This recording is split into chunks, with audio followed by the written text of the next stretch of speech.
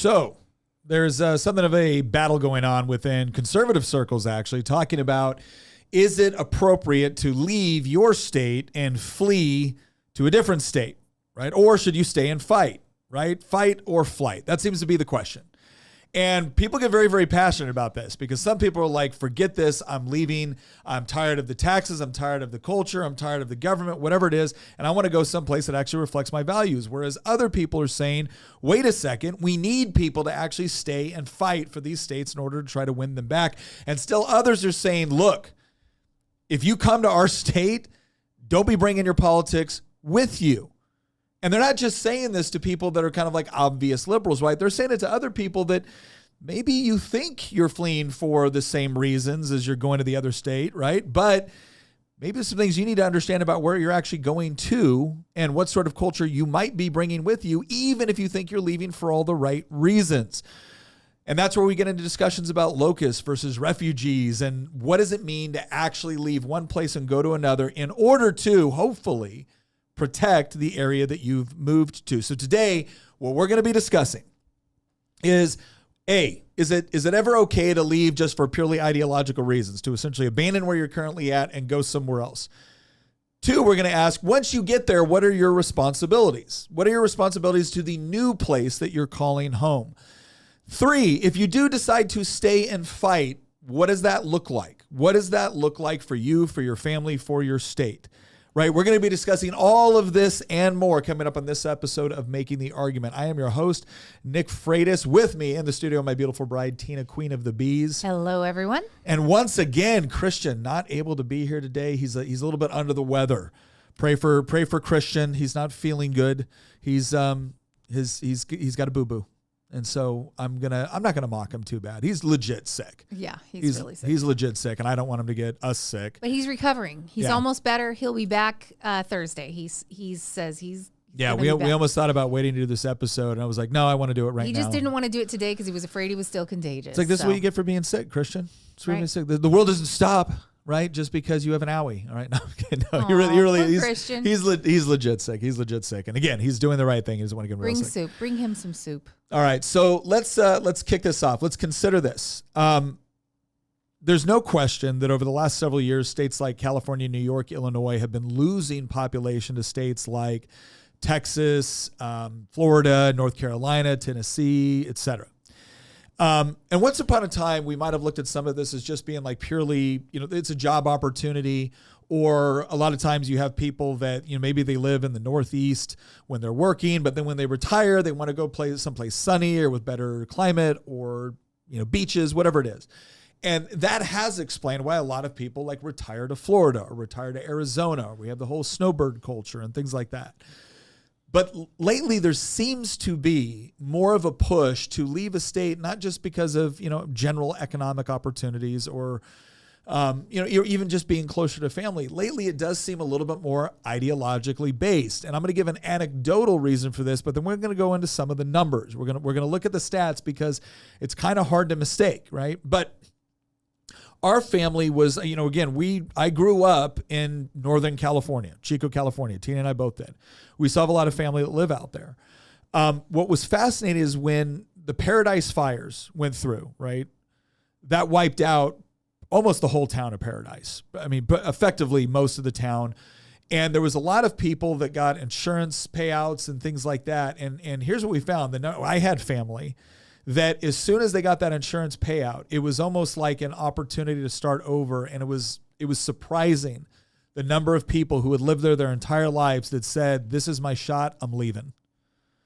And again, you might say, well, they could have sold their house. They could have made that decision. Yeah, but there was something final about this idea, because if you know anything about the fires that took place in Paradise, it wasn't global warming, right? That's not what caused the fires over there. It was really, really poor land management. It was poor energy management. It was in many ways direct results of policies that the state of California had been pushing when it comes to everything like controlled burns, or the emphasis, rather than improving existing infrastructure with respect to power and PG&E, they were pushing more and more emphasis on green energy. And so that's where resources were being diverted. Now, again, that doesn't explain all of it. There was some neglect. There was other issues. There was natural things that just kind of happened. But it's no coincidence that at one point there was a fire chief that said it's only a matter of time before this whole town is going to go up because we're not allowed to do controlled burns, and there's going to be issues. And when it's dry in California, it becomes really easy for fires, especially with the winds and everything else, to just pick up and go. And that's what happened.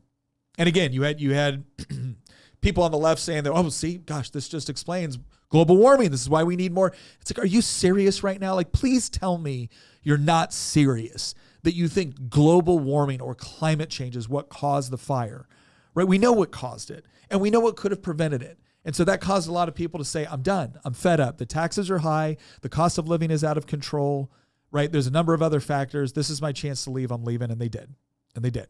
Well, and then there were some that stayed, and there was another fire just recently, like less than a month ago, I think it was the park fire. And it took out the people that were left up in Magalia and things like that. And a lot of people lost their homes again, or if they didn't lose it in the first fire, they lost it in this one. It's really sad. And, it's kind of a California thing, though. Fires, you got a very, very dry area, high winds, a lot of brown grass. So there were some people that looked at people leaving, right? And they were a little bit sympathetic because they'd lost everything in a fire. But there's a lot of people, I've seen people in California before, where they get furious when conservatives leave California because it's like, we need as many of you here as we possibly can. How are we ever going to take the state back? Right? And that's a fair question, but it's also a fair question to ask, well, wait a second.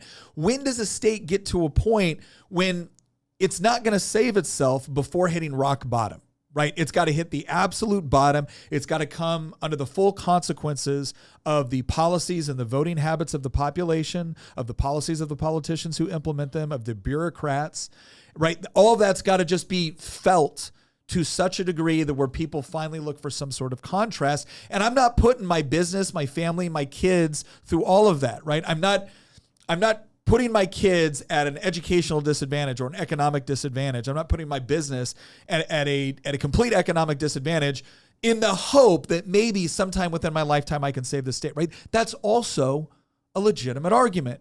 So today what we're going to try to discuss is, okay, let's as reasonable people sit around and discuss, where do we get to a point where you stay and fight? Where do we get to a point where you leave? And if you do leave, what's your obligation in the new place you go to? But here's one of the most important things you need to understand before we get to any of that, right? And that is, no matter where you go, you got to fight, right? It's not really fight or flight. It's where are you going to fight? And if you are going to fight, right? If you are going to stick up for something, you know what you're going to need? Protein. You're going to need protein, right? Because nobody's doing this on a vegan diet. I'm sorry. It just isn't happening, right? And good news, because Good Ranchers will deliver the best American-raised proteins in the world, right? To your house, wherever you go, right? Good Ranchers understands there's going to be some people that stay and fight for their state. There's going to be other people that say, I've got to relocate. And Good Ranchers say, hey, look, we got you covered with the best beef, pork, poultry, and wild-caught seafood no matter where you go, right? And so you're going to go to goodranchers.com right now. You're going to put in promo code Nick, right? You can follow the link in the description if you really want to let Good Ranchers know that we're the ones who sent you, right? You can go on there. And if you put in promo code Nick, you're going to get $25 off your first box and free express shipping. Now, remember, one of the great things about Good Ranchers, no antibiotics, no hormones, because it's local. You can trust the American process. Just because a little American flag shows up on your meat in the grocery store doesn't mean it was actually raised here. It went through minimal interaction with actually the American industry before it went in there. So Good Ranchers provides that. Now, listen, there's another thing here you need to know about. You go to goodranchers.com, you use promo code, you get $25 off your first box, right? And you're going to get a free add-on for a year. So you order a subscription, free add-on. You get to choose between chicken breast, black Angus ground beef, Applewood smoked bacon, or wild-caught salmon. I'm going to tell you right now. In fact, we had somebody in the super chats, Mark, thank you very much, said, thanks for saving us on Good Ranchers. We are starting on the carnivore diet, and your code really helped me get my wife on board more beef. Tina? Speaking of carnivore, I've been on carnivore for over 4 months now, and I have not deviated at all. I had a Good Ranchers sirloin steak this morning with 2 eggs on top of it from our chickens. Yeah. And it was delicious. Delicioso. It's so good. And I've been eating I probably have been eating a lot more of the good ranchers than anyone else in the house has been, because I'm the only one on carnivore right now. And I love it. I'm going to say this right now too. If you're looking for ways to support the show, this is a great way to support the show. And again, make sure that you have plenty of protein for the fight, because you're going to need it. All right. So let's jump into what do the numbers actually say, because a lot of times we see stuff on, X, or we see stuff on Instagram where it gives this impression that people are just fleeing one place and going to another place. But what do the numbers actually say? So I've got this first document that I'm going to write up here, and this comes from Consumer Affairs. And what I wanted to check out here was, okay, we hear other rumors, what's actually happening. So this is states people are moving to in 2024. All right. And look, it's also important to understand that different people use different methods in order to look at this information. So Consumer Affairs said migration from state to state in the U.S. has become more commonplace than ever. According to data from the U.S. Census Bureau, American Community Survey, 8.2 million movers left one state for another in 2022. So that's pretty significant. Migration trends show that consumers are leaving some of the most populous states to move to the South. For example, census data shows that California experienced a 1.4% decrease in population between 2020 and 2023. Meanwhile, Texas and Florida saw 4.7% and 5% population increases during the same period, respectively. All right. So it's not just something that's happening on social media. We got a map right here that kind of articulates where people are leaving. California is ranked 51st right now, because I think they're also including DC in that. Top 10 states people are moving to. Number 1, again, this is according to Consumer Affairs 2024.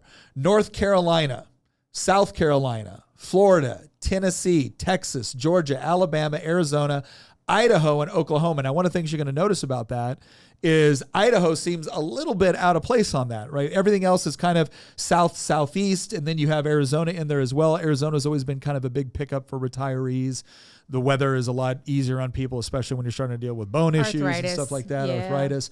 But Idaho, you've got to, something's going on there. We're going to actually talk about this a little bit later, because Idaho is not one you would just regularly expect people to pack up and move to, especially if you're talking about someone that's looking for like brand new economic opportunities. You don't generally think of Idaho from that perspective. And weather. Idaho is beautiful, but has some pretty harsh winters. So we're gonna explore a little bit maybe why that's happening. 10 top states people are leaving. California, New York, New Jersey, Illinois, Washington, Maryland, Massachusetts, Colorado, Pennsylvania, and Connecticut. And that is kind of all those states seem to have something in common, because it's not geographical area, right? California. Oh, they're all over the place, right? California is the most populous state. It's got some of the nicest weather, some of the best ports, some of the best economics, as far as, like big businesses and things like that, right? It's got beautiful beaches. The weather really is gorgeous in California. It's fairly mild. It's fairly temperate. It's almost got kind of a Mediterranean climate. Yes, it can get hot at times. It can get dry. But overall, it's pretty gorgeous, right? But then you contrast that with New York. Once again, you got New York City, right? The home of finance, right? A big fashion industry. Obviously a huge port, but you got a different weather and different geography than you would find in California. New Jersey, okay, yeah, right there by New York. Illinois, now you're talking Midwest. You got Chicago, right? You got a big city there with economic development. Washington State, we're back to the West Coast, but now we're up on the northern side. A lot of people don't like the rain in Washington very much, but we lived there for 5 years, and Washington overall, I thought, was a beautiful state. And as much as it did rain, it actually kept everything kind of green and pretty. Like, I think the only rainforest in the United States is actually located in Washington State, not far from where we were at. So it's not as if it's like super harsh. Maryland, again, just north of Virginia, right here on the East Coast. Massachusetts. Then you got Colorado. Right now, we're right in the middle of the country. Pennsylvania. Again, Pennsylvania is sometimes joked as being Pittsburgh on one side, Philadelphia on the other, and Alabama in the middle. You go into Pennsylvania, you're going to get like beautiful rolling hills along with two big cities. And then and Connecticut. So again, it's not as if we got a bunch of like cold states, right? Or states all in one kind of geographical area that might be experiencing some sort of like economic depression or whatever else it might be. You've got certain states spread out all over the country, but are all witnessing net migration loss. And keep in mind that many of these states for decades were always net migration locations, right? This is where people were going to. These were seen as hot places of economic opportunity and, everything else. Again, beautiful weather, especially when you're talking places like California. Gavin Newsom likes to skew these numbers, and he'll be like, well, we have such, our state has millions of people. 10,000 people is really not that much for how many, the population of our state per capita. And so, well, the problem is that when you look at it over many years too, you have to look at where are they, because this is another important question. It's not just that they're moving from one state to a different location. A lot of times they are fleeing the very cities, Los Angeles, the Bay Area, San Francisco, right? They're leaving Chicago. That's where they're leaving. They're fleeing not just the state, they're fleeing those cities as well. I'd kind of love to see if you could look at it on a more granular level and see within even the states where people are fleeing to another state, are they also fleeing from the blue areas of that state to red areas of that same state? We're not capturing that. Oh, we have definitely seen a move away from cities into suburbs and any other locations. It's also probably what explains why we're starting to see the voting patterns within suburbs change. Here's another one from marketwatch.com, and they talked about migration trends. It says, according to our research, Americans are more likely to move to the South. In fact, 5 of the states with the highest influx of residents in 2021, so this is back a few years, are neighboring states in the Southeast. From Washington to New York and in between Minnesota, the majority of states that saw a loss in population due to domestic moves are in the North. They say that, but then top of the list is California with a net a net migration of minus 407,000. So we're not talking about 10,000 here and 10,000 there, Gav. Right? 407,000. And then they go to New York. Sure, that's in the north. But then right after that, it's New Mexico, right? Minus 177,000. You got Illinois, Massachusetts, New Jersey, Minnesota, Washington. Those are all northern states, but Maryland is not. And then you have Louisiana, which is one of the only states up here that would probably be categorized as red, right? But even then, it's got kind of a unique culture. I would call Maryland a northern state. Well, it's not. When they say northern, though, they're not just talking about northern. They mean geographically to the north. They mean geographically far to the north. Maryland is considered, kind of mid-range. Okay. Yeah, mid-range. So that's where you see. We try to pull up a couple different ones here. I've looked at several others where they're all saying the same thing. These are the states that they're moving from. These are the states that they're moving to. And it's not all easily explained by just things like, whatever. It cannot possibly be just geographic, because if you look at California, for instance, first of all, California is a massive state from north to south. It is a huge state, the length of it. And so it encompasses a more northern geography and a more southern geography just within one state. And it's not like, quality of life due to, I can't get good produce, or I can't get there's nothing nice to do. Well, no, California, you could do literally anything you want to do. You could go snow skiing and surfing in the same day. Yeah. Literally, you could go surfing in the morning and snow skiing by the afternoon. And the food, the produce is insane. California produces more peaches than Georgia, more oranges than Florida. I mean, it is massive. More rice than Japan. I mean, it is a very, very lush, fertile ground for growing things. Like, we used to stop on the side of the road and pick up a giant box of cherries or strawberries or whatever for a couple bucks. Agricultural powerhouse. It is. But it's not like this place is a hellhole on its own. It's actually one of the most gorgeous places in the U.S. that you can live in. The problem is the policies have turned it into a hellhole. Well, and this is the question to ask: why are people moving? Now, again, people move for a variety of reasons. Economic factors tend to be one of the big ones. Another big trend is people are moving to be closer to family. Now, here's what I would ask on something like that: why are they moving to be closer to family? I would like to believe it's just because families are becoming stronger in this country, but that's not a trend we've seen, at least not on the left, right? It's a trend that we see, I would say, more so on the right, where they're putting greater emphasis on it. I think some of this has to do with reduced economic opportunities. I think it has to do with housing costs. And so moving to be close to family in some cases could mean I got to go move back home, right? Yeah.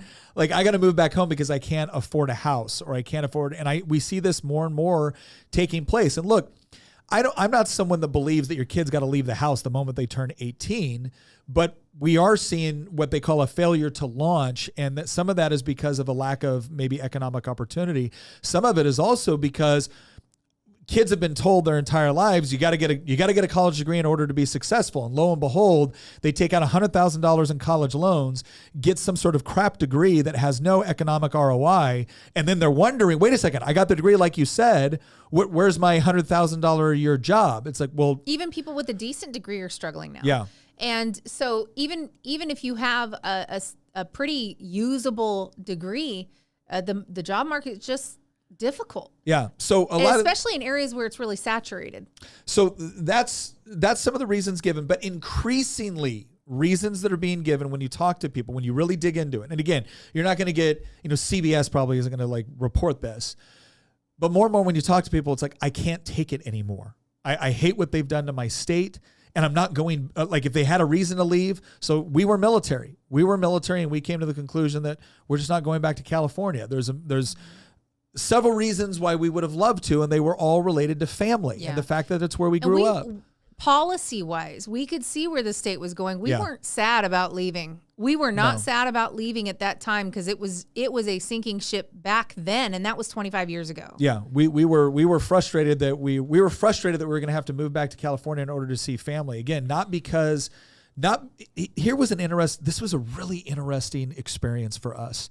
We grew up in Northern California in Chico. I loved it. I loved growing up in Northern California. It was rural back then. It was rural. The Chico downtown was kind of a cool place to go. Yeah, you had the university, and there was a little tinge of weirdness, but it was still considered like kind of a downtown homey. It was pretty isolated to the university, though. Like all over the place surrounding that was all farming. It was major agricultural area. You had like really cool farmers markets that would going downtown. You had these kind of neat festivals and things like that, and you just felt like whenever you went downtown, you would run into somebody that you knew.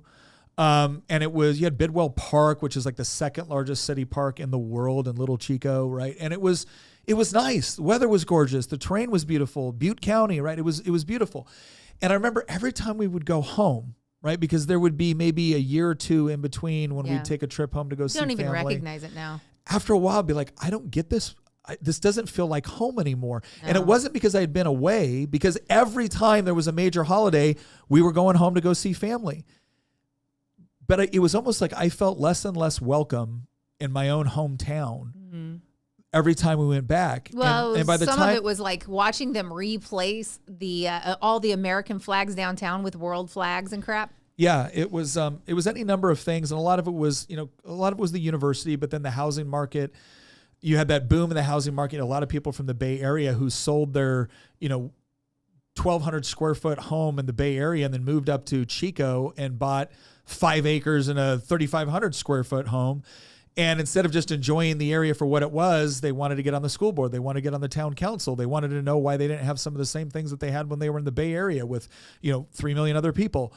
And a couple of things happened. One, I felt like, man, like I was born here. I was raised here, and this doesn't feel like home at all anymore. In fact, it's not that it just doesn't feel like home. It's not that I'm just a stranger in a strange land. I don't even feel welcome anymore. Yeah. Like my kind is not wanted here anymore. And I remember just, it was almost like this sense of betrayal. Like I didn't leave California. California left me, right? But it did. It honestly felt that way. And what was interesting about it is when we moved to the first place that we could choose to move, because the Army got to choose everything before that, right? But when we moved out to Virginia, and we moved to rural Virginia, we picked a place, Culpeper, Virginia is beautiful. I love it. We picked a place that in many respects is a lot like what I remembered in Northern California, where you had the foothills and you had a small town, and you had this feel like when you went into the diner, you knew the waitresses and the cooks. And when you walked downtown, you would run into somebody that you knew. And I remember feeling like, gosh, this feels like what we lost. And our attitude immediately was, this is the sort of place we want to raise our kids, and we want to protect it. And this is the part where I want to draw a very, very important distinction here. This is what we call the locust versus refugees distinction. right? So what do I mean by this?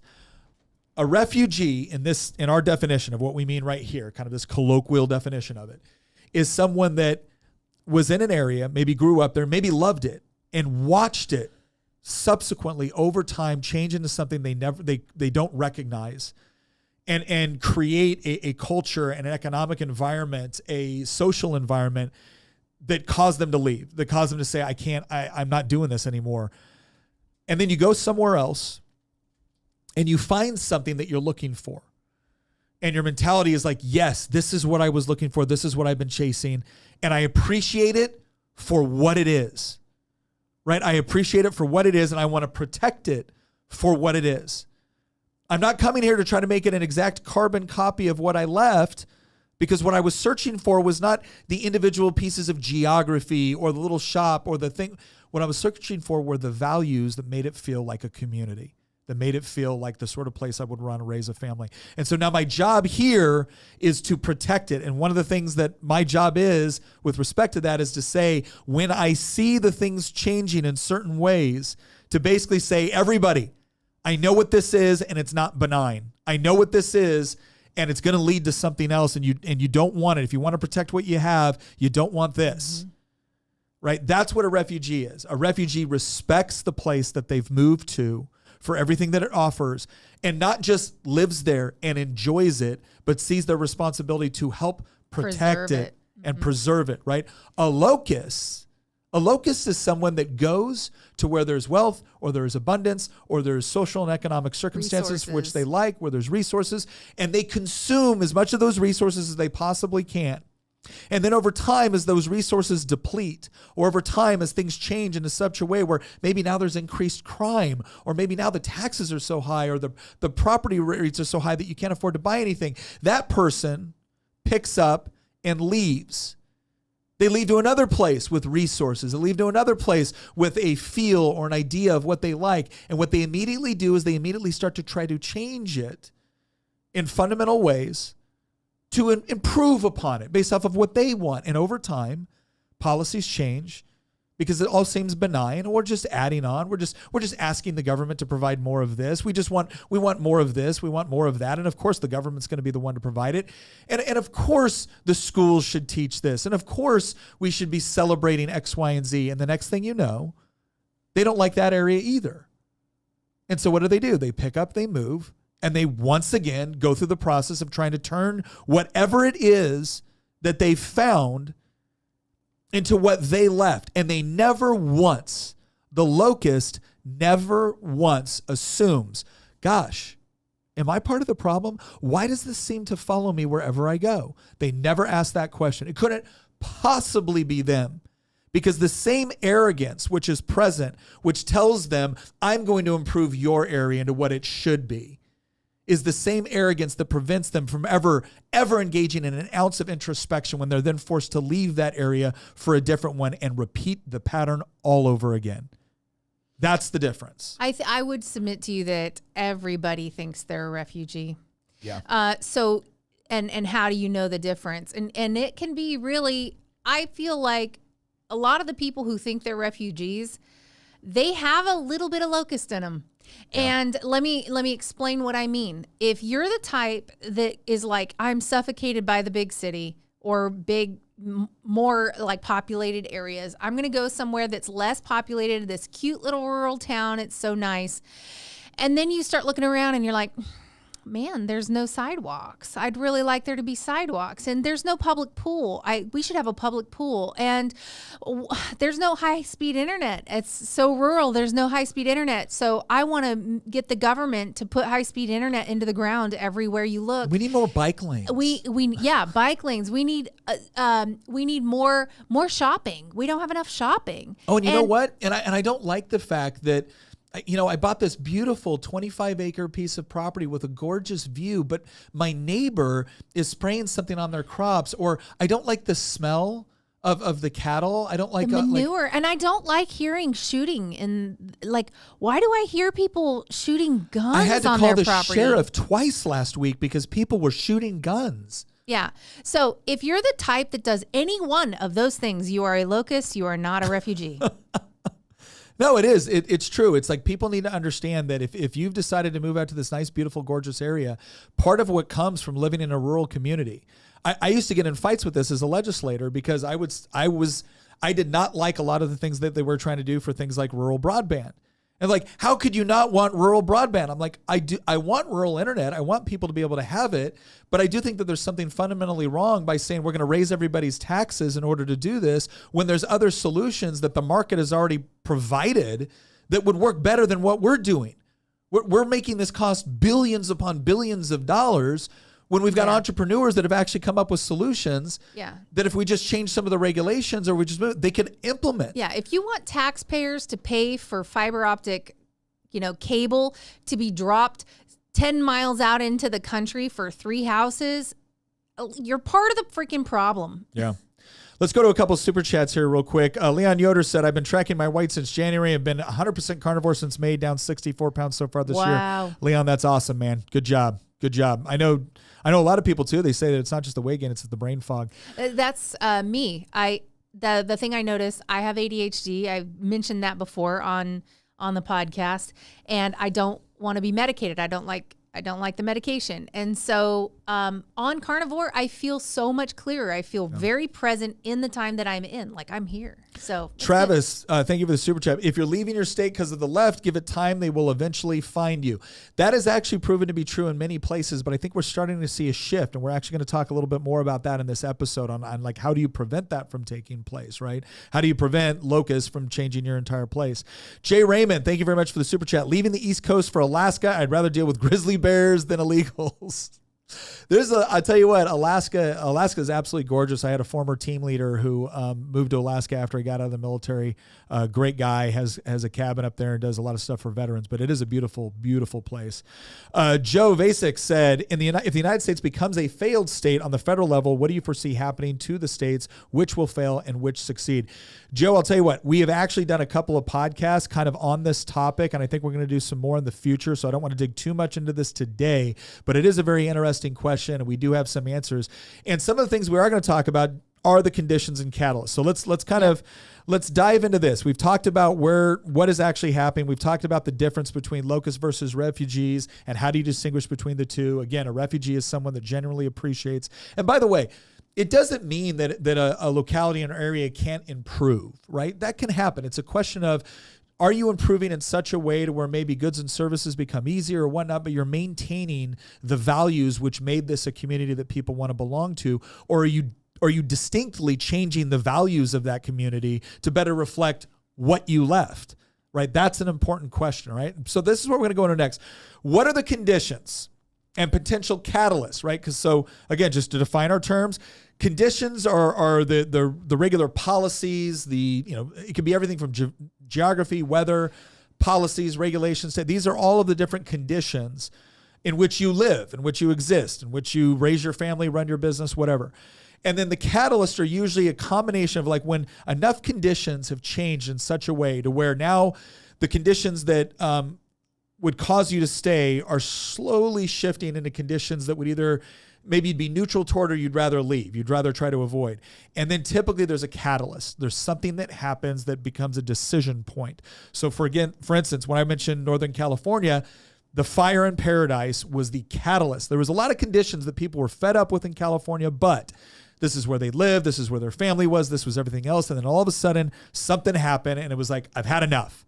So what are conditions and catalysts? So here's what we're going to go over. I want to talk about what are let's break down the states and let's look at questions around things like your governor, your state legislature, your education system, your court system, local sheriffs. This is a big one. We're going to talk a little bit about taxes and regulations. All of these things are the conditions, right, of a particular state. So if we look here, I've got a thing up right now on the screen from the NCSL. This is the National Committee of State Legislatures, and this gives you kind of the breakdown of the partisan composition of state legislatures across the country. Now, one of the things you're going to notice right off the bat is that typically the states where you're seeing the largest amount of people moving from, right? Remember we were saying they're not all geographically compacted. They're not all the same climate. They're not all the same economic situations. Some are coastal, some are not. Some are north, some are west.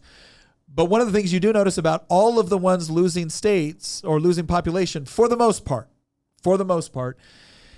is that the Democrats control their legislature.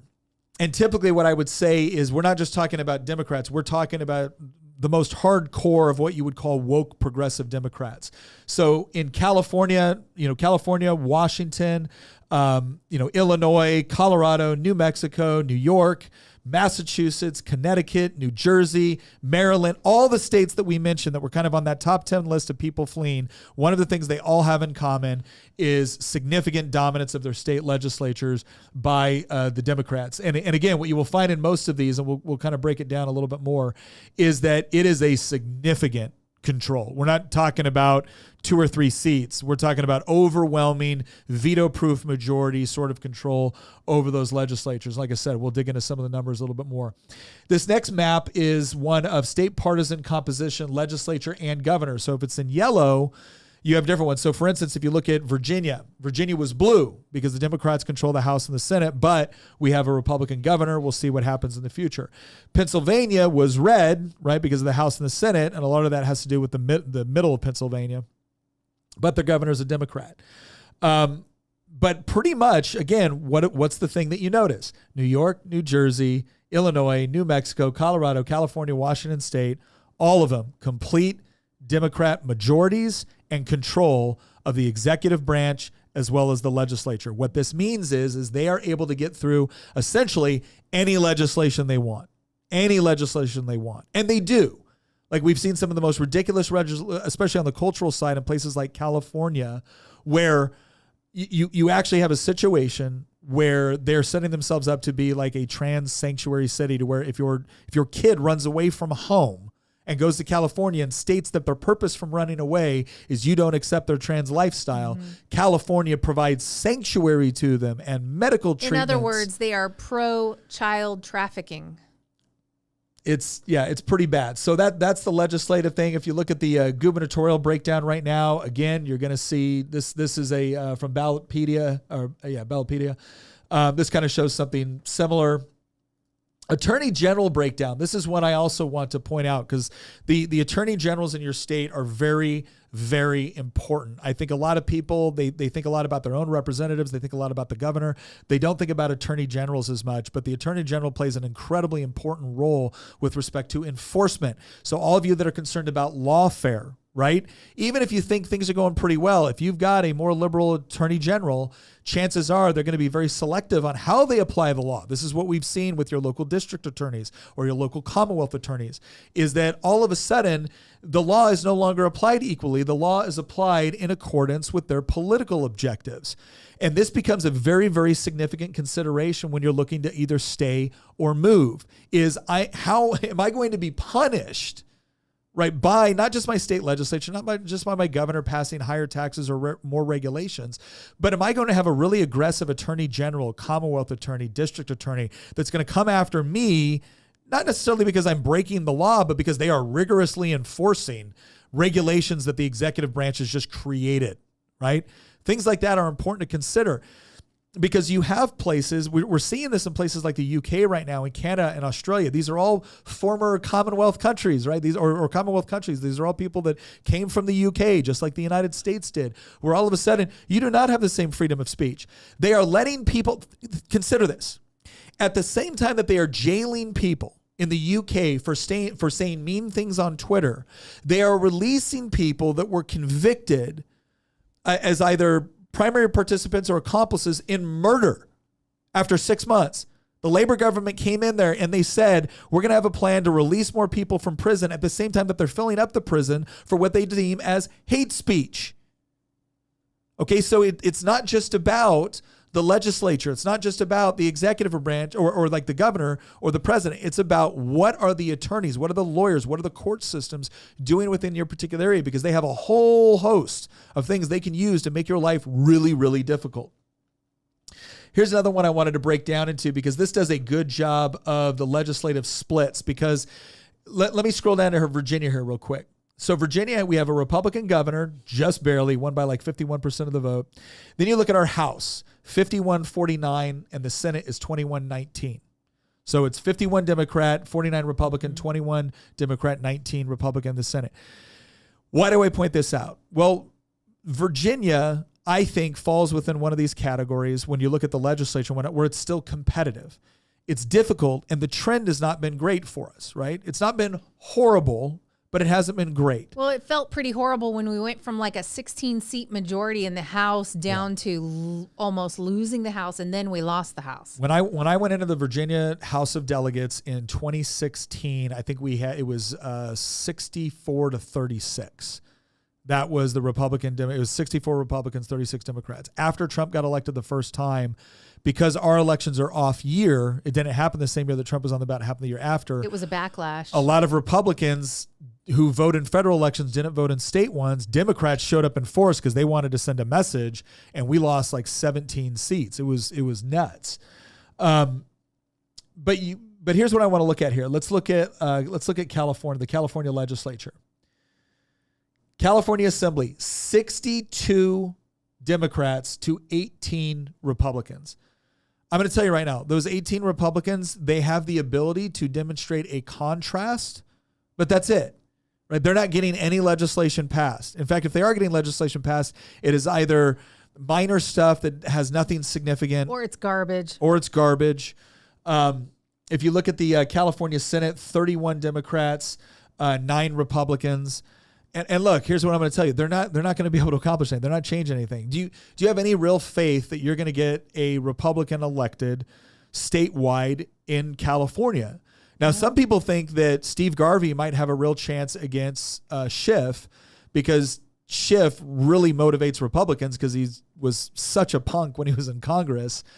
And Steve Garvey was a beloved sports player. I grew up a Dodgers fan, and Steve Garvey was just he's an iconic problem Dodger. is they have jungle primaries there, and jungle primaries are wild because everybody goes into on the same ballot, and it's like your top 2 vote getters for a primary are your 2 final candidates, and so it could be 2 Democrats running against each other. Here's another one that kind of surprised me, right? I didn't expect it to be this much of a contrast, but Colorado, in the House, 46 Democrats, 19 Republicans. In the Senate, 23 Democrats, 12 Republicans. This is Colorado. Colorado, like 15 years ago, was more of a swing state. Definitely, I would argue, probably more on the conservative side. And now this is just overwhelming Democrat control. And that's because of places like Denver. It's because of places like Boulder. And increasingly, it's even places like Colorado Springs, which are tilting more and more. Well, Colorado to the is left. kind of an example of what happens when locusts come to your state. Yeah. Because there was a mass exodus from California has been bleeding people for a very long time. And it didn't start off being an ideological thing. It was, we want to get away from Silicon Valley and we want to go somewhere else where our dollar is stronger. Basically, we could buy a nicer house in this area and still do the same kind of work. And Colorado ended up being one of those places. Same with Texas, Austin, and places like that. And so, Colorado was not always blue. No. And it really trended blue after California had a mass exodus of people moving during the first big bubble. Before the big bubble burst. There was a ton of people that would leave the Bay Area because they were selling, in the early 2000s, they were selling like a 2-bedroom house in the Bay Area for close to $1 million. And at that stage, you could move to Colorado. And again, you could get 5 acres and build a 3,500 square foot home in a gorgeous area. For $200,000 or $300,000. And Colorado, the Democrats actually used Colorado. They had a playbook, a little blue book, a playbook for Colorado. And the way that they did it was they started serving at the local levels first, board of supervisors, town council, water and soil, things like that. And then that ended up becoming the bench for running the state legislature. And here's what happened. You had a lot of people that's like, oh, well, I know them, right? Yeah, they serve on the board of supervisors, and they seem like a reasonable person, right? And they weren't doing anything crazy and progressive. It was more like, yeah, of course we need more bike lanes. And of course another park would be nice. And of course, right? There's always another reason why the government needs to tax and spend it on something. And then over time, people would work themselves up into higher office. And I've seen this in my area. I've seen this in my area where a conservative candidate who really does a great job reflecting the values, lost to somebody who was just a household name. Oh yeah. Well, I know them, and their husband was this, and they did that, and oh yeah, no, they would. And you're like, okay, do you realize that they support X, Y, and Z? No, they don't. Oh yeah, they'll straight up. That's not believe ridiculous. You. They don't support that. No, they do. They support that. They will vote that way. No, they would never. I've known them for 30 years. They would never do that. Next thing you know, solar farms going in. Next thing you know, they're doing exactly that. Because so much of local politics is based off of this idea of what I call this casual relationship. I've known them for 30 years. Mm-hmm. No, you haven't. You've been acquainted. You've been acquainted with them in entirely non-political ways for 30 years. And because you both enjoy the same shops downtown, and because you both show up to the same festivals, and because you both show up to the same football games, you assume that these people have the same vision for the community that you do, until they get into a position of power. And then you find out how radically different they really are. And some people will learn from that, and they'll be like, oh my gosh, my bad. And other people like, no, we've done this before. We've got people like, this is how they voted. They wouldn't have done that. They wouldn't have done that. Like, I'm not making it up. You can go search Legislative Information Services. And then they refuse to do that. And at that point, you just get what you deserve. Yeah. You know, at that point, you're just like, okay, well, you are the problem. Yeah. I wanted to say there are people in the comments section saying Tennessee is full. Yeah. Like, people in Tennessee are getting really sick of all the refugees and locusts hoarding into their area. And I still think the locusts outnumber the refugees, unfortunately, still. Well, a lot of it too is usually depending on where they move to. So you get a lot of people that move to places like Nashville. Right. Oh, look, booming economy, lots of resources. And then they move to Nashville. And the next thing you know, they're trying to push their agenda, and then they get it. And then they elect a mayor, and they elect a town council or city council. And the next thing you know, Nashville is doing all kinds of weird stuff that Nashville never would have done back when it was just the country music headquarters. Right. So AMC says Tennessee is full, which means, Nick, you need to stop looking at the property in Tennessee. He says they're full. He doesn't want us. Massachusetts, 130. So they have 160 people in the General Assembly, 133 Democrats, 25 Republicans, 40 people in the Senate, 36 Democrats, 4 Republicans. Again, I'm looking at these states, and this is the part where you've got to look at somebody and be like, do they really think anything is going to substantively change? Because it's not just a question of what the current composition is within these states. It's a question of, do you have any reasonable path to victory? Is there any reasonable path to victory in one of these states? Right. And I would argue that, look, guys, the answer is no, not right now. Not under the current conditions. Yeah, and that's one of the, well, we're going to get into catalysts, aren't we? Yeah. So as we look at some of these states and we look at the political composition of these states, the conclusion that we come to is on some of the worst ones, there is no hope in the immediate future of Republicans being able to get a significant foothold. And a lot of times conservatives make this mistake of thinking, well, we'll win a couple seats here and that'll start a trend, or we'll win the governor's mansion and that'll start a trend. And here's what ends up happening. You get a Republican governor in a blue state, right? Because of some whatever. A lot of times it's because you got a Republican governor for which there was very little distinction between him and the Democrat was just horrible or had a scandal or something else. And then you get them in there, and then what do? Nothing. Because you've got a legislature that can block everything. You've got a bureaucracy that will block and thwart everything. And then what ends up happening is, after that Republican governor's 4 years are up, people are like, well, that didn't change anything. See, there's no difference. And then they double down to the left. And then they either double down to the left, or the conservatives in the state, like, what's the point? And they kind of give up. They stay there, but they give up. And so here's what I'm going to say. As we look at the political place in some of these states, if you've got a legislature, if you've got a political condition in your state where the chances of you getting a Republican governor are almost next to nothing, and your state house and state senate is so overwhelmingly Democrat, then here's what I'm going to tell you. That is a reflection of your culture, right? Because they all got there through democratic processes. That is a reflection of the culture. You are getting what the majority of the people in your state say they want. That's what you're getting. And you're going to get a lot more of it, good and hard, because what you're finding out in most of these places is it's not that they're electing Democrats that, I'm a pro-business Democrat. That's not what you're getting. That's not the leadership of the parties in these organizations. You get people that want to prioritize telling toy stores that by law they must have a non-binary toy section, right? That's the pressing issue facing the people of California right now. That's what you get. That's what you get. And if you think you're going to change that anytime soon, I am here to tell you that is probably not going to happen. It generally takes decades for stuff to get into this condition, and it doesn't start at the governor's mansion. It doesn't start in the state legislature. It starts locally, and then it moves its way in, and the next thing you know, you are so overwhelmed, and not to mention the bureaucracy. The bureaucracy in most of these state governments is overwhelmingly left-wing, and they have an agenda. They look at this as an opportunity to be an extension of the positions of office that they don't actually hold, but they get to enforce. Oh, and they get to stay there long past when the elected official's term is up. Yeah. The bureaucracy is its own machine.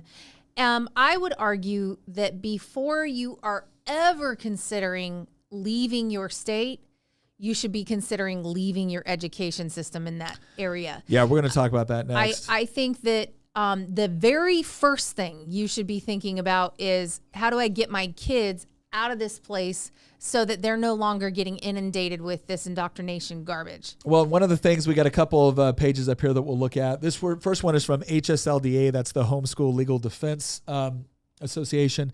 They a great organization, probably one of the premier ones in the country with providing support to not only legislators when it comes to school choice and things like that, but or specifically homeschooling, not just school choice, homeschooling. And then they also provide legal assistance to families that are trying to homeschool. But this is kind of their map breakdown. And what you see here is that typically a lot of the states that people are leaving from, New York, Massachusetts, Washington State, the laws are not that great. Now, some of them here are kind of a surprise, like Illinois. Illinois actually has pretty open homeschool laws. And California. And California is not actually terrible. Has some pretty decent homeschool laws. They're a little big brother for me, and I don't know that I agree with the way that HSLDA has like saying this is low regulation. They still have to go through some pretty big hoops to get. Well, it's low regulation by comparison in some of this. Here's the other thing I will say about HSLDA is HSLDA is fundamentally against any sort of like school choice program that includes government dollars. Right. They are very, very big on making an absolute distinction between homeschool and like they don't come out and support a school choice plan that will allow you to get government dollars to homeschool your kid. Right. They'll support tax credits. They'll support you not having to pay taxes for an education system you're not utilizing, right? Or you might not be utilizing as much, but they grade things a little bit different. It's a little bit more of a harsher grading system. You could argue that they're being more loyal to their actual foundations, but that's the reality. The other interesting thing about the way HSLDA breaks theirs down is they have Virginia more difficult to homeschool in than California, and I completely don't agree with that because we have religious exemption in Virginia, and I don't believe they have that in California. So, and I think one of the reasons why is because HSLDA sort of frowns on the religious exemption, at least the way it's written in the code in Virginia, because in the code in Virginia, it basically says that it's against your religion to send your child to compulsory education itself is against your religion. And the unfortunate part is it's really not against most people's religion to have compulsory education alone. It's whatever is being taught in compulsory education that we have the problem with. And so because of the legal terms that they used, it's a little hard to wedge yourself into the religious exemption. However, we operate under a religious exemption, and I am very glad we did it, and I encourage everybody in Virginia to do the same. The other thing, too, there's another one called homeschool.com. They've got a slightly different map when they look at this. And the states that are best for homeschooling in this one, according to them, are, again, surprisingly, Michigan and Illinois. But then Indiana, Missouri, Oklahoma, Texas, Idaho, Alaska. Alaska, almost by necessity, has to be better at it. And then they kind of go after the South a little bit. They don't. And again, there's some changes that need to be able to take place in that. And there are some historic reasons why the South is a little bit more I think, involved with respect to homeschooling, and some of that has to do with the things that obviously took place during the Jim Crow era, during, and so I think there was a concerted effort to try to ensure that everybody had access to a quality education. And so you do have some laws there that I think make it a little bit more difficult. And again, there's a cultural historical reason for doing so. What you will find in a lot of these places, though, and homeschool.com does a good job of actually giving you a breakdown of kind of like the bullet points of each state and what their policies are and what you need to do in order to homeschool. And one of the things, again, that you need to take into consideration is, just like Tina said, if you got a group like HSLDA and they have a particular approach that they're going for, that's how they're going to grade. So for instance, if you're someone that says, I don't mind using religious exemption, then you're going to find a place like Virginia significantly easier than California, right? And significantly easier than some of these other states that might rank a little bit differently. Can I mention one thing here is that one of the reasons why HSLDA is really a stickler about the legal language is because they offer legal assistance to people who are coming under persecution for homeschooling. And so they know which states they have the correct arguments in order to get where they need to go and which states are a little more difficult. So that, I don't think they're just being too harsh on the religious exemption side of it or anything. I think what it is they find it difficult to argue legally. And because they offer free legal assistance to their members, they have to be sticklers in that area. No, I think HSLDA is a great organization. I just think that it's important for people to understand kind of the nature of how they're grading some of this stuff. All right, let's look at, actually, before that, I want to get to a couple of super chats here because, again, I want to say thank you to all the people that are providing them. Post Pru W. Sorry, man. Leftist mindset is to lie and deceive in order to sustain themselves like a parasite at your destruction. There's a difference between concept and implementation. They speak of lowering costs, but they mean you lose access. So it is important to distinguish structures which are created within policy. This is a fight I get in with a lot of people in the legislature all the time, where they will come and they will describe a bill or a policy and they'll be like, we're going to raise the minimum wage and that is going to, increase pay for working families, and it's going to help people be able to spend more time with their kids, and it's going to make their dollar go farther, and they're going to be able to do X, Y, and Z. And then I'll get up and be like, okay, great. Now show me in your bill where that actually happens. And the answer is it doesn't. So, okay, what do you actually do? You've made it illegal to offer someone a job for $12 an hour. That's what you've done. You've made it illegal to pay someone $12 an hour. Doesn't matter if they wanted the job, doesn't matter if they needed the job, doesn't matter if that was a perfectly fair price for the work that's actually being done. You as a politician have now made that illegal. You will punish them for it. That's what you've done. You haven't marketed it that way because you wouldn't sell it. But that's what you've done. And so it is very important for people to, when a politician starts talking about all the wonderful things their bill is going to do, what you need to ask yourself is that guaranteed? Or is that what they hope will happen? And then what you need to look at is what is the incentive structure or what is the actual language of the bill? Because that's going to tell you far more. If I've just told a bunch of businesses, I'm going to double your cost for labor, what that business is automatically going to think is, well, I've got to increase prices or I've got to automate. I've got to find a way to not use low skill labor for these particular tasks. Or I got to charge more to the degree that my customers will still pay it. Or I got to fire somebody because I can't afford that. Right? That's what will actually happen. Right? They hope the good things will happen. And then what happens is they fire one employee, they keep another one. That employee's pay goes up and they go, see, look at that. We increased that guy's standard of living. Okay, at the expense of this other person's standard of living, or at the expense of higher prices for everyone. Right. That's what you actually did. And so which is part of the reason why so many of these states who have implemented like these astronomical minimum wages and things like that and implemented all of these ridiculous requirements have such a high homeless population. Yeah. All right. Another super chat from, guys, some of your names, man. Ice Chaz Mansell. I'm going to go, I think that was right. Chaz Mansell. How much of this flight is due to mental health issues? Studies show liberals are less happy and content. Is their flight more or less a search for meaning? That's an interesting question. I don't think... I honestly don't think that the left, most of the people from the left that are leaving their state and going to another one, It could be due to like things like housing costs or looking for something that's cheaper or more affordable. Some of it could be owed to the fact that you leave, you go to a university and you end up staying in the state from which you went to school because that's where you got your job or whatnot. And so that can be a way to attract people. A lot of it too is, like we said before, what happened where we were growing up in Northern California, which was a very, very red place when we were there. It still is by comparison, but it's changed a lot, was the people that were living in urban areas were able to sell their property for astronomical prices, move to a rural area, and then buy something significantly bigger.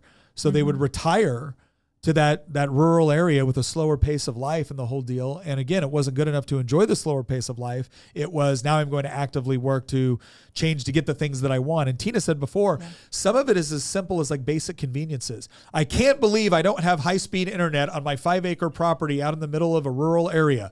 The government needs to do something.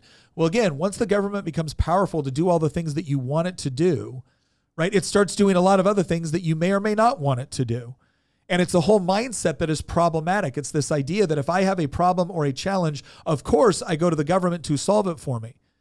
We had somebody in the comments, I think an episode back, where they were saying that they worked as like a city planner or a town planner for a small town. They had a bunch of people move in. The first time that there was heavy rains, their gravel road got all muddy, and they came to the town council demanding that they pave it. You got to pave this. What are my tax dollars going for? Well, the town had a mechanism to say, okay, great, we'll pave it, but the cost is going to be absorbed entirely by the people who live on that road. It's not going to be shared by the general population. You want it, you pay for it. All of a sudden, they weren't so eager to get it anymore. So that's part of the mindset, right? Are you demanding that other people pay for your conveniences? If you are, that is a locust mindset. There's another super chat from Richard Thiesveld. Sorry, I probably really mangled your name. It says, what should poor states do to protect themselves from the locusts? Often these people have monetary advantage due to inflated costs of their homes. I live in Missouri where housing was about $120 to $180. So people are, I guess, coming in and with their money and doing what they do. And so how do these smaller areas or lower populated areas protect themselves? Yeah, it's the problem is there's only so much you can do, right? We still want to live in a country where you have property rights and you're free to move. Like we don't want to have a country where we have like state governments saying you're not allowed to come here, right? And constitutionally there would be problems with that anyways, because we allow for free trade and free movement between states. That's part of what it means to live in a country. The problem is the thing you got to ask yourself is, what sort of local laws, ordinances, and culture do you want to foster, right? Because here's the other thing to keep in mind. The left doesn't want to live in areas that are, let's just say that they have policies or they have a culture that they don't like, right? So oftentimes they'll come in and they'll try to change it, and conservatives sometimes confuse hospitality with accommodation. I can be hospitable to you without being accommodating, right? I can invite you into my home without letting you change the decor. Right? So that's the way to start to think about it on some of these things. Christian has actually pointed this out before, and Florida is kind of a good example of this. They have changed things culturally in ways in Florida that are causing leftists to say, don't move to Florida. We need to leave. We need to get out of Florida. This place is not friendly to, transing your kids. It's like, yes, that's absolutely correct. We are not friendly to transing your kids. And if that's the sort of thing you want to do, you should leave, because we're not going to be friendly toward it. Right? We're not going to celebrate it. We're not going to do any of those things. Because again, James Lindsay and I had a good discussion on this. The left will first demand a form of hospitality. They'll first demand to be included. Then they'll demand accommodation. Then they'll demand a seat at the table. Then they'll demand all the seats at the table. Then they'll exclude you from the table. Right? That is the progression. And it happens everywhere they go. Right? We tend to be more like, well, look, you're here, you're a part of the community, you should get a say along with the rest of us. They do not share that mindset. Their goal is to get to a certain position where they can exclude your say. And so at some point, you're going to have to ask yourself, when they come and say, well, we want accommodation. No. Yeah, and a good example of that is here, just our neighboring county, Madison County. They make it really, really difficult to get anything approved to build new in their county. Yeah. I mean, you could buy your piece of property and it will be a long time before you're jumping through major hoops to try to inhabit your property, which is very frustrating when you own the property. But I understand why they do it. They want the place to stay rural. Like when a Sheetz was coming in, they told the Sheetz, I'm sorry, but you're only allowed to have this many lights. Your sign can only be this tall. Like, we don't want to change the way that our county feels or looks with your crazy company coming in with all these, bright, flashy lights and big old giant signs and taking us over. So like, you can have certain regulations on the books in your town to make it a little less accommodating. Yeah. Well, and again, it's if you are doing things where you say, hey, look, we have American flags downtown. We celebrate 4th of July. We celebrate our Christmas parade. That ended up becoming a huge issue in Culpeper, Virginia, which is an overwhelmingly, like, our county is overwhelmingly conservative, down home, rural, exactly what you'd expect, except for the town council. And the town council was really worried, and they wanted to call it a peppermint parade because they felt like Christmas was exclusionary. Yeah, Christmas, if you didn't include everyone, you had to exclude everyone, or you had to come up with something that was so nondescript. And it's crazy because, again, it's never about, well, we're excluding you now. We're excluding whatever the dominant cultural celebration is, right? And you'll notice that they will only insist on excluding whatever the dominant cultural celebration is until they're dominant. And then their stuff has to be celebrated. Their stuff has to be respected. Their stuff will be given accommodation. And so is it so bad to look back and be like, sorry, we do a Christmas parade here. We don't do 30,000 other parades. We do a Christmas parade. Everybody's invited to attend, but that is what has been part of the dominant culture within the United States. It's part of what informed the creation of the United States, right? Those sorts of values. And so we're going to celebrate it. And we don't feel the need to include 50,000 other things. We're not deliberately excluding anyone. We're saying that in a reasonable world where you can't accommodate every single thing, we are going to respect the traditions which go back hundreds of years in our own country. There's nothing irresponsible or exclusionary or mean about that.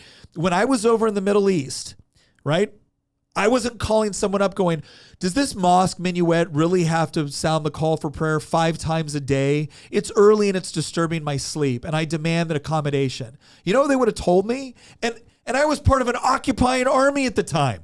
They would have told me to pound sand. That's a part of their tradition. It's a part of their culture. They're going to protect. They're going to preserve it. Nothing wrong with that. Nothing wrong with that. I don't happen to agree, but with that particular thing, but it's their country. It's their country. And there's nothing wrong with us also doing the same thing. Matthew Cooper said, I moved from Oregon to Eastern Tennessee. Since moving here in May, I have tried very hard to adopt the way of life here. And Matthew, that's what you should do. That's what you should do.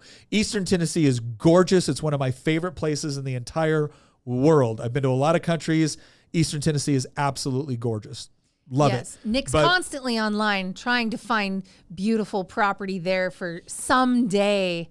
A giant compound for the family. Oh, I mean, look, I'm a fight for Virginia guy. But I wouldn't mind having a cabin down there. Nick just wants to own property everywhere. Yeah. All right, let's go into some of the other reasons here. Let's go into some of the other reasons that kind of, influence these decisions to leave and whatnot.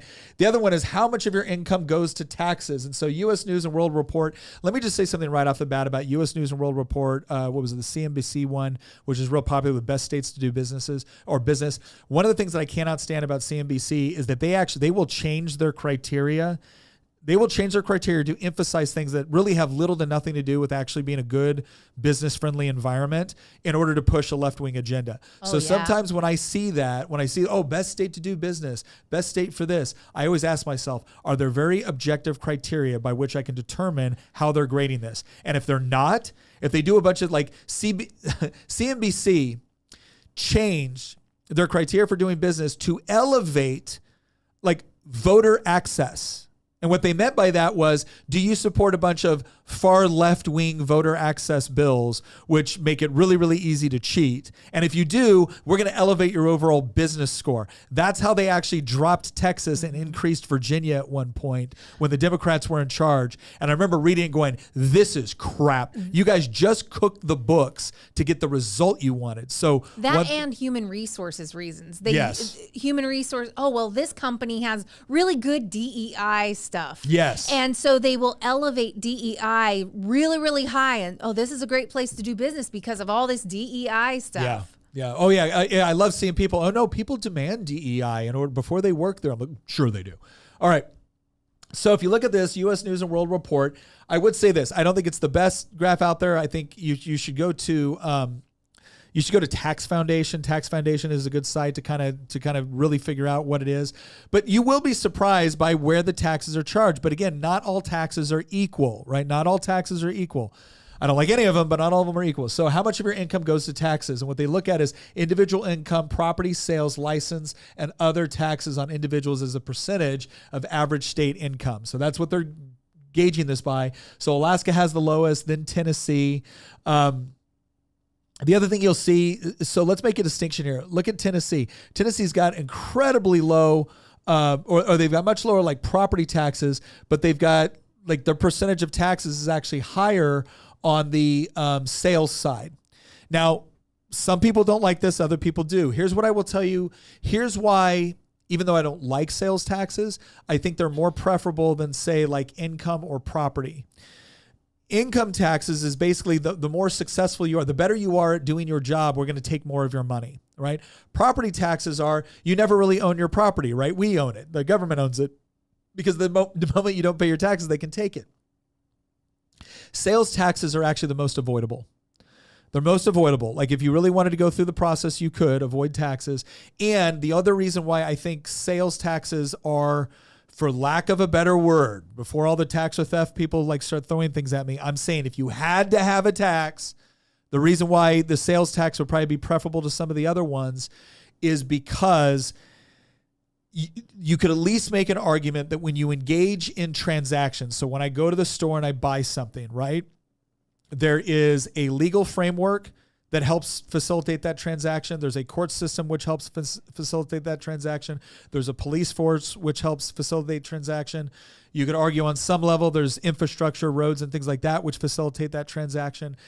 And it's the easiest to gather because as I pay for something, the sales tax is collected. I don't got to worry about the IRS. I don't got to worry about filing it later. It just goes, right? Or I don't got to worry about the state tax. It just goes. It's done right there. It's over.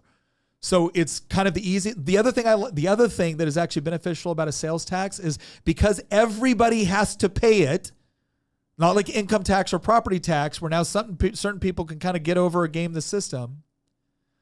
Because everybody has to pay a sales tax. The moment politicians want to increase the sales tax, everybody gets pissed. Everybody gets pissed. Not everybody gets mad when you increase the income tax, especially when some people don't pay any. They're like, yeah, increase the income tax all day long. What that means is more benefits for me and somebody else has got to pay for it. But when you screw with the sales tax, everybody seems to come forward with one unified voice saying, screw you, you shouldn't do that. So I actually think that there is a practical benefit to emphasizing the sales tax as opposed to income, property, or other taxes. You also see that they're very low on license and other just random stuff. Then you have New Hampshire, Wyoming, Florida, Delaware, South Dakota, Montana, Missouri, Alabama, Georgia, Oklahoma, North Dakota. Once again, what you're seeing, Texas is a little bit farther down the line there. They have higher property taxes and sales taxes in Texas. But, again, income tax, not an issue down there. Income tax is also not a thing in Tennessee. It's not a thing in Wyoming. Income tax, Florida's fifth on here. Income tax is not a thing. Again, they rely primarily on property and sales. So once again, what do you see? You see the states with the highest taxes, people with the highest taxes are leaving to go to the states with low taxes or with taxes that they feel are probably a little bit easier to control, the cap on them. Another benefit of sales taxes that I would say is that sales tax revenues generally come in when your economy is flourishing, and they don't come in at the same rate when your economy is not. So there's another incentive placed on legislators that if you are doing a bunch of like heavy business regulations and things like that that make it very, very hard for you to conduct business, you're not going to be able to engage in as many sales. If you're not engaging in as many sales, the government isn't getting its money. So it's a little bit more tied to practical economic benefits, not politicians just claiming there will be economic benefits, not politicians claiming this will create jobs, all right, but actually having to achieve it in order to get the revenue. And I like that. I think that's a positive incentive for the way that government conducts business. So those are just, again, some of the considerations to take place. The last one that we're going to look at here is the entrepreneurial side. And this comes from Cato, best and worst states for entrepreneurs. So let me see, when was this done? This was done in 2021, so it's a little bit more dated, but I like Cato because I tend to agree with them on economic policy. So rank one is Georgia. Rank one is Georgia, South Dakota, North Dakota. Colorado's actually fourth. New Hampshire, Kansas, Indiana, Wyoming, Utah, Ohio, Virginia, North Carolina. Texas is 15th. Florida is actually 27th. They don't do as well here when it comes to the entrepreneurial side of things. But then there's other aspects to look at too when it comes to regulatory environments. What you will see is, no surprise here, Connecticut, New Jersey, California are at the very bottom of the list. Washington State is 46. New York is 44th. So once again, even when you have a state like Florida that maybe doesn't do as best for entrepreneurs as you would expect, it's still light years ahead of the states that people are leaving. And this just goes to show that there is a pattern here. It's not all weather. It's not all geography. It's not all family. There is a pattern here between the sort of policies that drive people away and the sort of policies that encourage people to come. The real question that all of us have to ask, and this is, we're going to move into the final analysis part here. Oh, I'm sorry. Apologize. Two other things we need to talk about, or one thing that I want to talk about that I didn't talk about before, and that has to do with your law enforcement. And this goes from, we mentioned a little bit about the attorney generals. The other one I want to talk about that is so important, sheriffs. The sheriff is actually a very unique law enforcement tradition within the United States, because sheriffs are, like in Virginia, we call them constitutional officers. They are elected. They are elected by the people. Now, the reason why this is so critical is that we had a situation in Virginia where we had a massive changeover in the General Assembly, and then all of a sudden, all of the same Democrats that said, nobody wants to take your guns, we just want common sense gun control, immediately filed legislation to engage in gun confiscation with almost every single Democrat. There was like 2 exceptions. Every single Democrat in the House of Delegates voting lockstep in favor of it, right? Not just increased background checks, not just safety devices. No. We're going to take your stuff from you. We're not going to compensate you for it. And if you violate it, you're going to get a felony. They finally downgraded that to a misdemeanor because the Democrats don't want more felonies. But that's what they did. And here's what happened in Virginia, because that passed out of the House. That was going. Before it could get over to the Senate, 30,000 Virginians showed up and protested. That was powerful. But let me tell you what was even more powerful. It was the number of local sheriffs, Commonwealth's attorneys, boards of supervisors, but especially sheriffs and Commonwealth's attorneys that said, we don't believe this is constitutional. We don't believe it's constitutional with the Virginia State Constitution. We don't believe it's constitutional with the federal Constitution. And we will not help you enforce it. So, Commonwealth of Virginia, if you want this, I hope you got enough state troopers and National Guardsmen that you can mobilize to actually enforce it, because we're not helping. And the end result is that they knew they couldn't enforce it without that support. We had 100 localities out of 120 localities in Virginia. We had 100 of them say, we are now in some way, shape, or form to a sanctuary, counties, towns, whatever it was. We will not help you enforce this here. And that, combined with the massive protest, overturned it. But if you have sheriffs that are willing to go along with whatever happens, if they don't look at their job as a constitutional officer to actually protect and preserve the Constitution, if they think it is just about enforcing whatever law comes down the pike, then they don't fully embrace what their role is. And you can read books on the order of the lesser magistrate. You can read all kinds of books on this that actually talk about the importance of having a law enforcement mechanism which is elected, Now, does that come with some other challenges? Sure. But the idea is that people are having a say in how they want the laws to be enforced, what sort of culture they want to have within their law enforcement. And so having sheriffs that are absolutely dedicated to their role and their responsibility to protect your constitutionally protected civil liberties is essential. And I say that because if you're living in a place where you have a sheriff or a Commonwealth attorney or a district attorney that doesn't see that as a responsibility, their whole thing is to help impose left-wing orthodoxy within the law, then they're not just going to come at you with fines, man.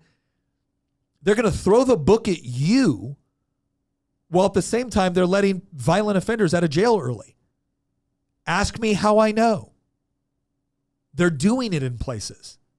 It's not just overseas.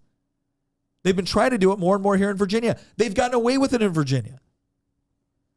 So understand that that's a very real consideration that you should look into. There's not a great place to go to find out, hey, how good is my sheriff on the constitutional side? But there are things that you can research in order to figure that out. But understanding how your local district attorney, Commonwealth attorney, sheriff, whatever it might be based off of your jurisdiction, understanding a little bit about the powers that they have and their culture and how they plan to enforce the law, this is an important consideration, especially as we look at how things could end up in the future.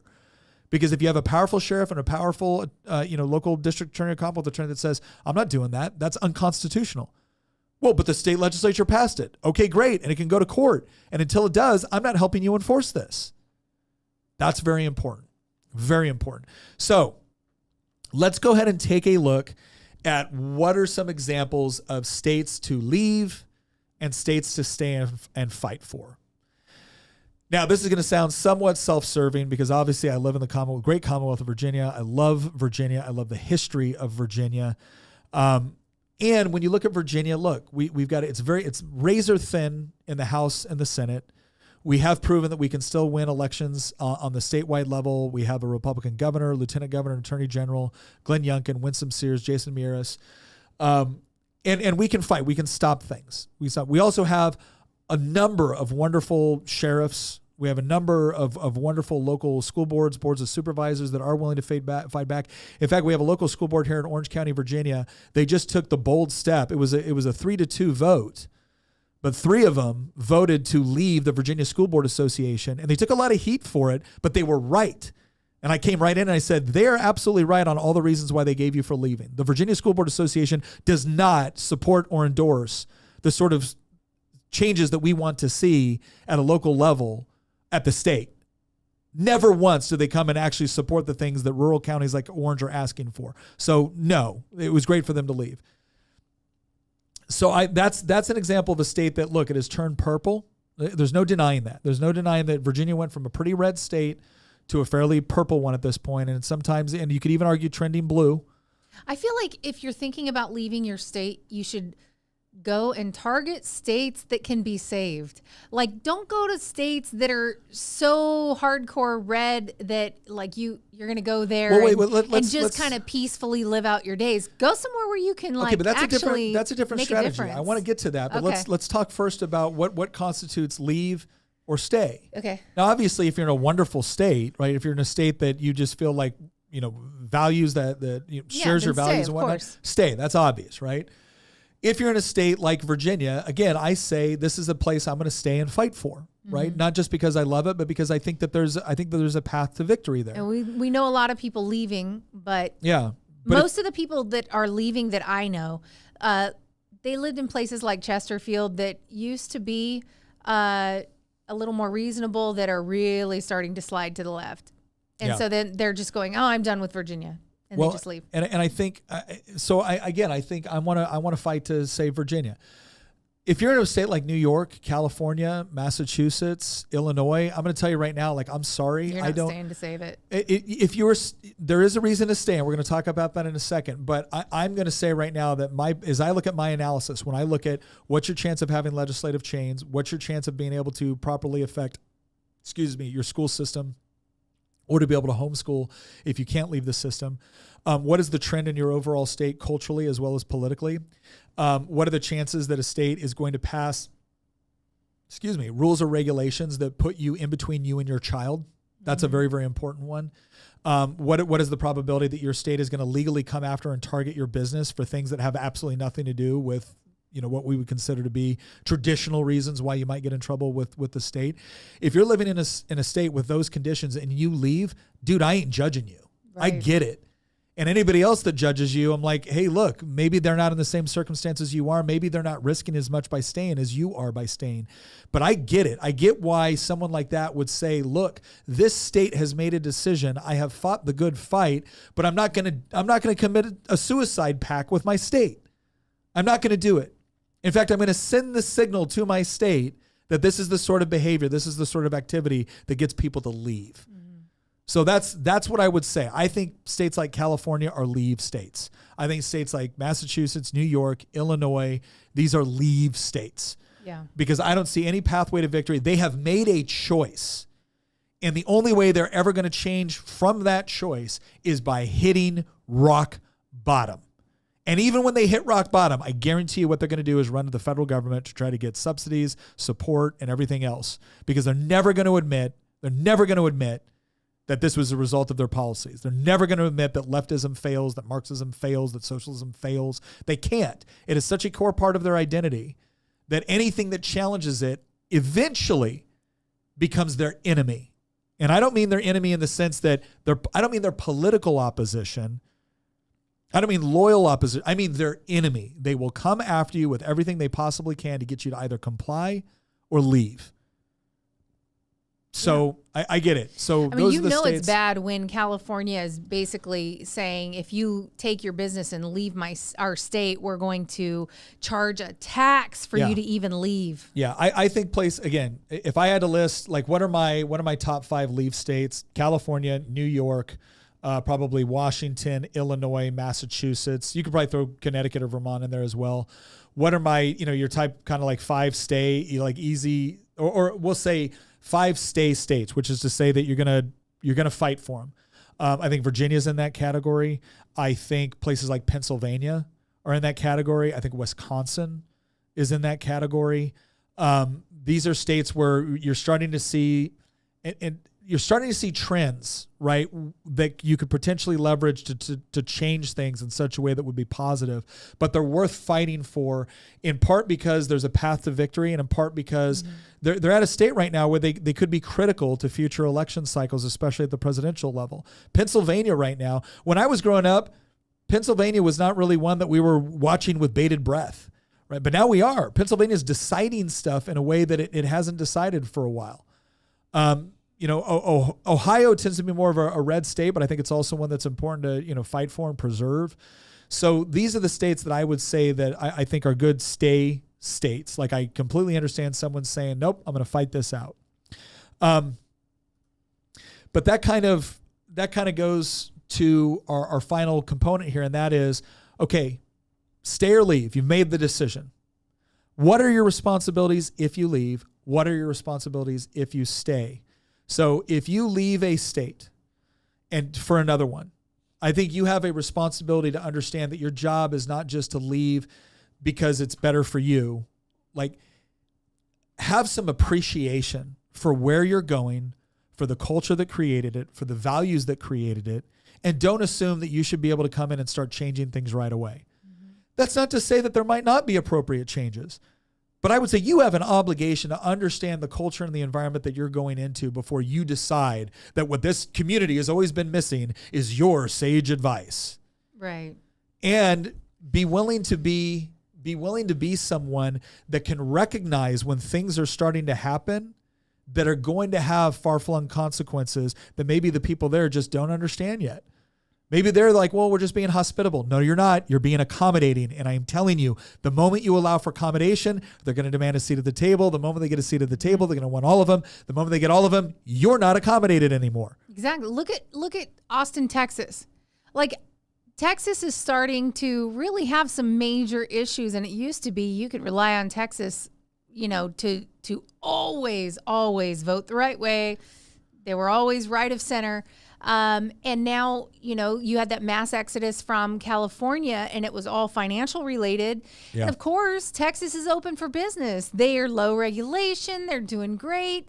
well, everybody moves their businesses there, and the next thing you know, you've got a little mini Silicon Valley going on in Texas. Yeah. And so definitely, if you're going to go somewhere, you got to understand that you're gonna have to make sacrifices, and understand that those sacrifices just simply need to be made. Well, and here's the other thing too, for the people. So that's the leave. If you're going to leave, these are your responsibilities. Now, to the people are coming into your community. I talked to a real estate agent the other day, and this real estate agent works in Tennessee, and he goes, Nick, I'm going to tell you right now.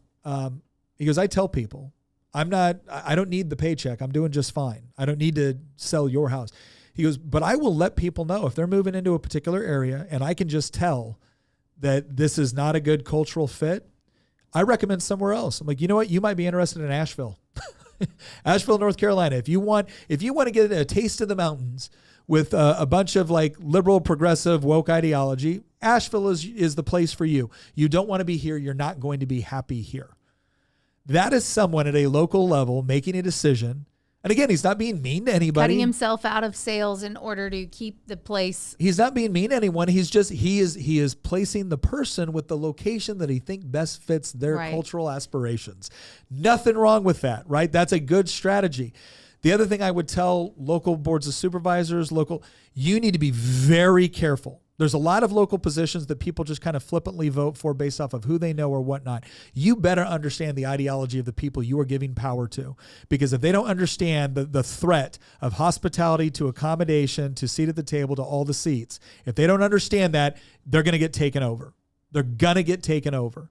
Because it's not as if people come in waving Che Guevara t-shirts and a commie flag saying, we want to be in charge now. No. It's always, they will pick somebody that everybody perceives as kind of like a vulnerable case, and they will demand accommodation on behalf of this incredibly vulnerable person. You know, this is just, this poor trans kid just feels isolated or bullied, and this is why we need to do X, Y, and Z. And reasonable people will say, well, of course we want to help. But if you're helping in the form of accommodating as opposed to actually getting to the root issue, first of all, you're not helping that kid. And what you're doing is you're laying a foundation for future processes to come and fundamentally alter the way that your community operates. And so understand what somebody really believes, not just what they tell you they want their outcome to be, right? And that's on you to understand what that is and to be careful. The other thing too is, look, cancel culture, I'm going to say something controversial here.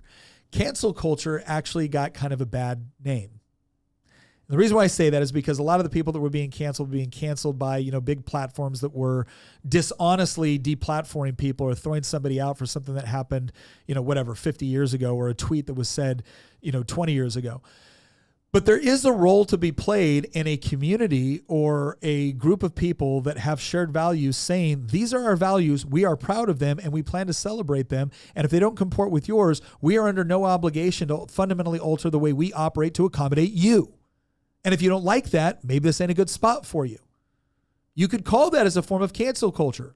All of a sudden, a local shop moves in. Somebody comes in, buys a local shop, and the next thing you know, they're plastering stuff all over their windows, right? That left-wing woke ideology. Don't do business with them. Don't do business with them. Look, if you want to use your business as a platform for the sort of ideology that we don't want to see here, we don't do business with you. Vote with your dollar, in other words. Yes, that's not cancel culture in the pejorative sense where we're just saying, we hate anybody that did. I'm not telling you to go through and dive through people's Twitter pages 20 years ago. You're just simply not supporting them. If you want to celebrate certain things that I think are destructive to my community, I'm not going to do business with you. I'm not going to do business with you.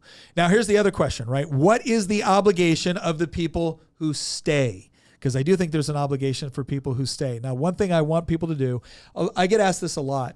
Nick, what is the best thing that I can do? I have limited time. I have a lot of responsibilities. I have work. I have family. I'm not a politician, but I'm concerned. What can I do? And I will say this. If you're in a place like California, if you think you're going to change everything by winning a couple of local elections or winning a couple of House Assembly seats, you're not. You're just not. And unfortunately, in a lot of areas, the way that they try to win these seats is they will take a Republican that is as milquetoast as possible, and they will run that person. And then what ends up happening is the Republican that you get is basically just a Democrat light. They're just a little bit less woke and progressive than the Democrat that would have won that seat anyway.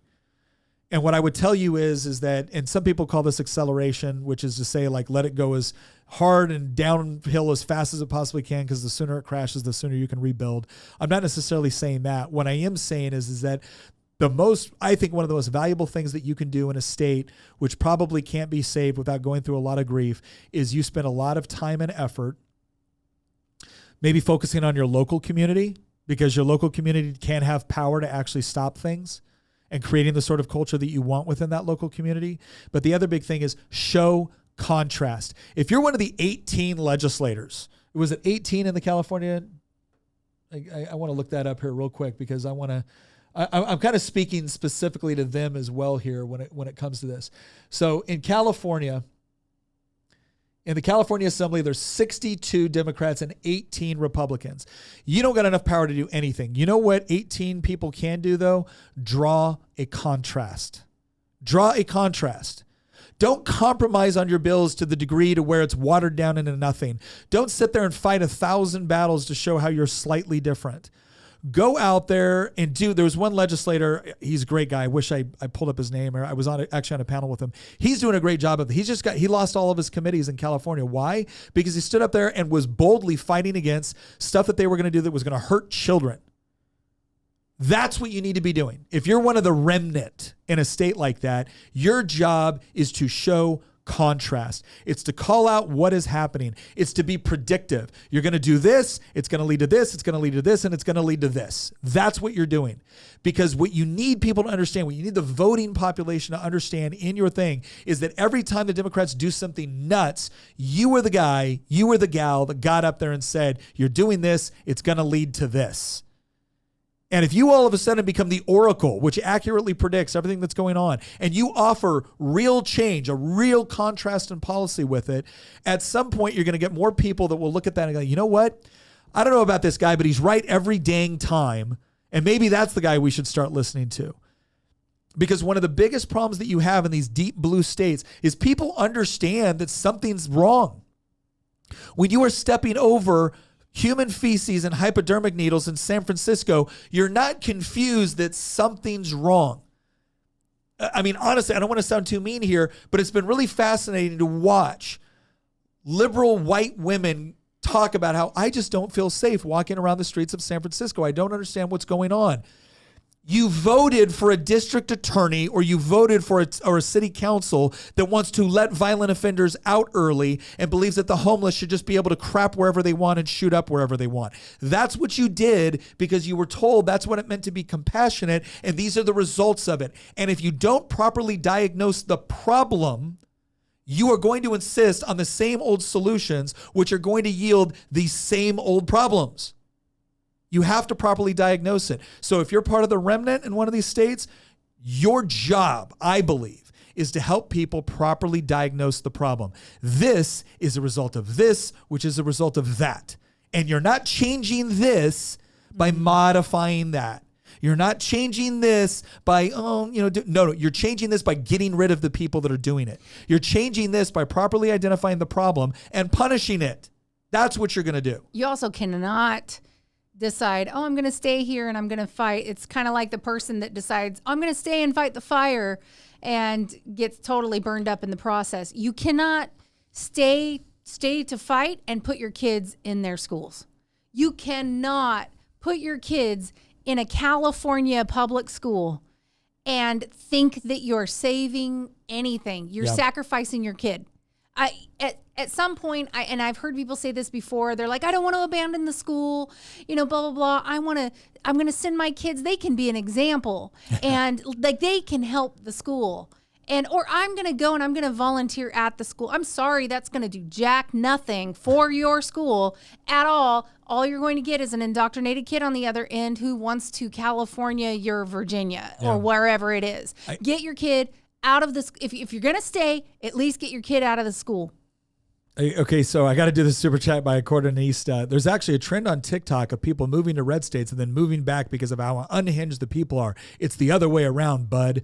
Well, listen, if you would like to get your data for where people are moving and what the actual stats are based off of TikTok, be my guest. Yeah, but TikTok says so, therefore it must be. I mean, but here's what I will tell you. If somebody is moving from a blue state into a red state in order to reap the benefits of this new red state because they like the housing prices or they think there's more job opportunities, and then they think, oh my gosh, I can't stand how crazy these people are, and they move back to blue states, you know what I say to that big guy? Good. Bye-bye. Well, part of it too is you get people from... I hope I properly understood what he was saying there. That's what you get people from blue states that decide they're going to move to a red state in a blue city. Yeah. The blue city in the red state is going to be very similar to the blue state you just left. Yeah. So the blue is the problem. Yeah. You know, so if you're going to try to go to some metropolis and think it's going to be better because it's in a red state, you're wrong. Yeah. All right. Well, listen, I think we've got everything that we plan to go over today. So let me just go ahead and finish it up with this. I know people get very passionate about this topic. They get passionate about it from a variety of different angles. Again, some people think you should stay and fight to the very end. Some people think you should leave. Some people are tired of people coming to their state and screwing it up. So here's what I'm going to tell you. I think we've come up with a reasonable system to kind of determine whether or not a state can be salvaged through normal processes or whether it's going to have to nosedive or have something really significant happen before it can be changed. I don't think anybody should have to sacrifice their future, their business, their family, their children on the altar of trying to save a state. That's where I come down at. Now, if you think your state's worth saving and you've got deep roots in that state and you're very passionate about it, by all means, I respect that. But I also think you should go into it eyes wide open about what that fight's going to actually look like and what it could actually turn into over time. And I know the conditions that we talked about, taxes, the legislature, the education system, your local sheriffs, law enforcement.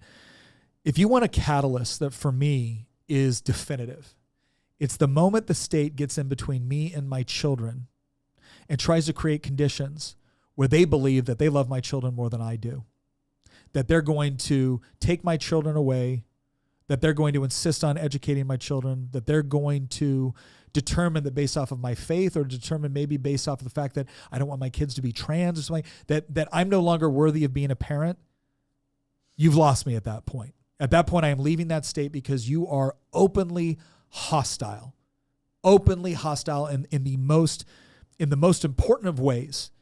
And it is not my job to save that state. It's my job to save my kids at that point. So that's a catalyst that I will throw out there as one that I think is fairly definitive. And we've got states that have already crossed that line. And I don't think anybody deserves to look at a couple with young kids and say, no, you've got to stay here and fight. You've got to make the difference.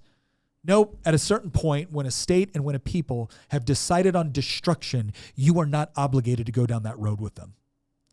And you should flee to a state and to a people that have not chosen destruction. And then what you should do when you get there is not just be appreciative. You'd actually join forces with them in order to help make sure that it never comes to that state. Right? And for the people for where people are moving into your state, you do need to be careful. You do need to be careful. Because there's going to be a lot of people that, it might seem reasonable. And what I mean by careful is this. Be hospitable. You don't have to be accommodating. You don't have to be accommodating. They moved here. I know when I've gone to foreign countries, I've always been respectful of their culture, their traditions. I've never expected accommodation. I've always appreciated hospitality. And that has become one of the key ways to differentiate between someone that is coming because they appreciate what you have and they'd like to help you defend it and build it, and someone that is coming because they like the results of what you've done, but have no idea about the culture, the values, or the sacrifices that made it possible. And people that enjoy the benefits without understanding the foundation are a big part of the problem. And you don't have to accommodate them, because I can tell you this much, they're never going to accommodate you. All right. Thank you very much for joining us. We hope you found this to be a helpful episode. We really appreciate all the comments. Also, consider going over to the show notes page. You'll see a link over there in Circle. That's part of our online community. We've got some new information going out there. Our online community is kind of essential and very important to deciding what we actually talk about on this show. We've got some other stuff that I'm going to be talking about a little bit later in the year for that online community that I'm pretty excited about, and I hope you will be as well. But anyways, thank you very much for sticking with us. Thank you very much for joining and participating, and we will see you next episode.